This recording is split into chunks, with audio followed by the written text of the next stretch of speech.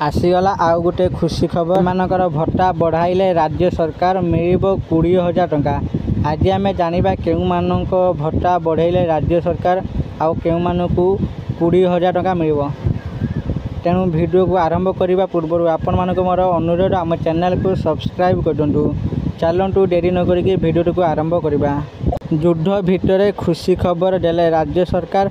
जरूरीकालीन परिस्थिति समय जेल जाइथिबा 23 जन संग्राम को मिलिब पेंशन। आसतु जानिबा राज्य सरकार आउ केउ मानकर पेंशन वृद्धि करिसंती। शुक्रवार मुख्यमंत्री मोहन माझी 23 जन मिसा बंदी को 19 जन मिसा 4 जन DRSIR मानक पेंशन प्रदान संपर्कित प्रस्ताव को अनुमोदन करिसंती। पूर्व 21 जन मिसा बंदी को पेंशन अनुमोदन करा जाइथिले। या फଳରେ समुदाय 84 जन मिसा बंदी पेंशन पाइबा पई योग्य होइचंती। ओडिशा अस्मितार निर्देशन स्वरूप वीरपुत्र और संग्रामी मानक सम्मान जणाइबार प्रक्रिया आरंभ करिसंती मुख्यमंत्री।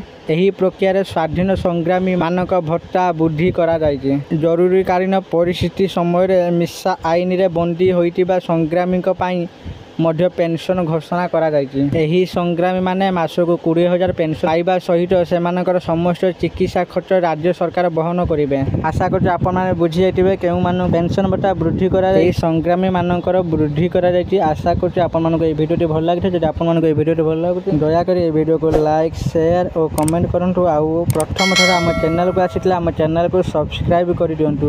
धन्यवाद।